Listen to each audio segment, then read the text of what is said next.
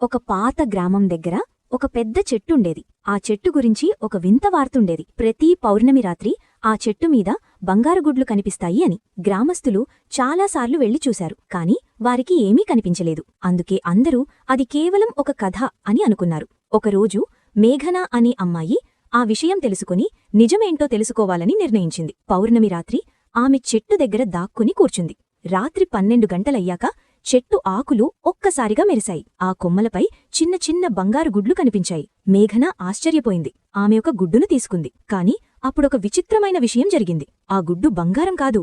అది నెమ్మదిగా ఒక విత్తనంగా మారిపోయింది. మరుసటి రోజు ఆమె ఆ విత్తనాన్ని నేలలో నాటింది. కొన్ని నెలల తర్వాత అక్కడ మరో పెద్ద చెట్టు పెరిగింది. ఆ చెట్టు కూడా పౌర్ణమి రోజున బంగారు గుడ్లులాంటి విత్తనాలు ఇచ్చింది. అప్పుడు మేఘనకి అర్థమైంది, ఆ చెట్టు బంగారం ఇవ్వడం కాదు, కొత్త చెట్లు పెరగడానికి ప్రకృతి ఇచ్చిన బహుమతి అని. ఆ తర్వాత ఆమె గ్రామంలో చాలా చెట్లు నాటించింది. కొన్ని సంవత్సరాల తర్వాత ఆ గ్రామం పెద్ద అడవిగా మారింది. నీటి ప్రకృతి బంగారం ఇవ్వదు, బంగారం కన్నా విలువైన జీవితాన్నిస్తుంది.